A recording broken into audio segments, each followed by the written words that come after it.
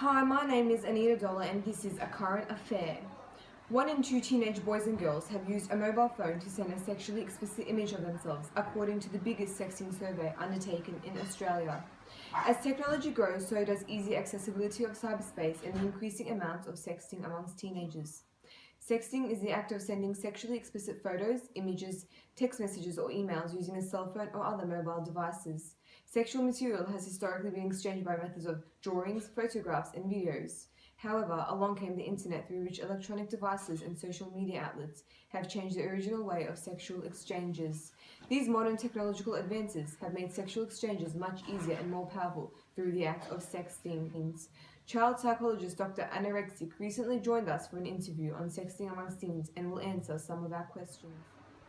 Thank you for joining us today, Mrs. Anorexic. Lately, we have seen an increasing misuse of sexting amongst teenagers. It is becoming an issue that needs to be given more attention. As a child psychologist who has studied this field specifically, why do you think sexting is becoming an uncontrollable problem amongst teens? As technology has progressed and mobile phones have the ability to record and send media, the practice of sending explicit material has increased, especially among the teens.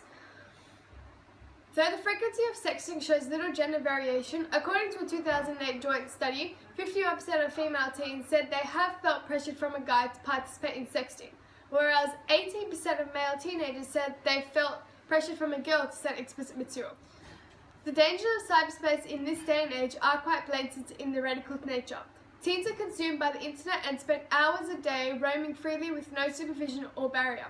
Most often they are exposed to inappropriate material even if they aren't aware of it. It desensitizes many teenagers and they adapt to an altered reality of what is appropriate and what isn't. Cyberspace allows teens too much freedom, they don't have any restrictions and therefore do whatever they like. Hence why sexting amongst teens has become a popular issue. Sexting has both emotional and legal consequences. One of the emotional consequences is the risk of the content getting into the wrong hands, which can lead to the embarrassment and humiliation of the person who is sexting. Another emotional consequence is the fact that the second you send a text, the receiver could share it with whoever they like, and this is how reputations are stained and ruined for teenagers, even affecting them in the future when they apply for jobs in the workforce. Not only does sexting have emotional consequences, but also legal consequences. The legal consequences would be getting charged for the act, as it is illegal and considered a crime. Sexting can also expose many teenagers to the danger of online predators who easily delude their identity and appear to be much younger and attractive people online. This way, they wrongly influence their most often teenage victims to share sexual images. Sexting is a crime when it involves people under 18. It's also a crime when it involves harassing people of any age. In New South Wales, the law says you can consent to both sex and sexting at age 16. But New South Wales state law is not the only law that applies. When you use the internet or a mobile phone, the national law of Australia also applies, even though you are in New South Wales. This national law bans sexting for anyone under 18.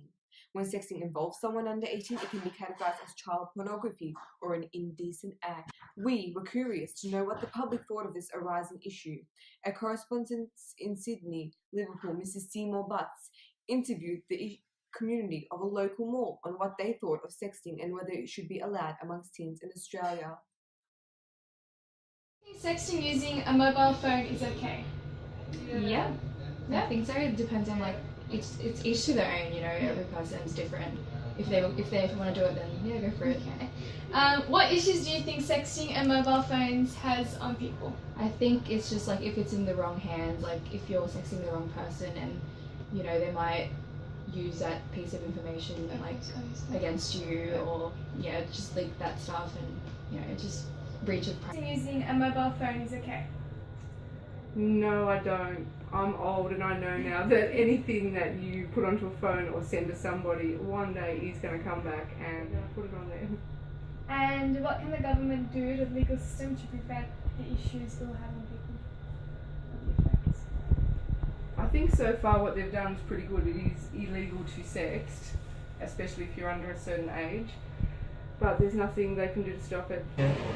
How does it affect their well-being? The well-being, using a lot of respect for themselves. That's their private parts. It's called private parts for a reason.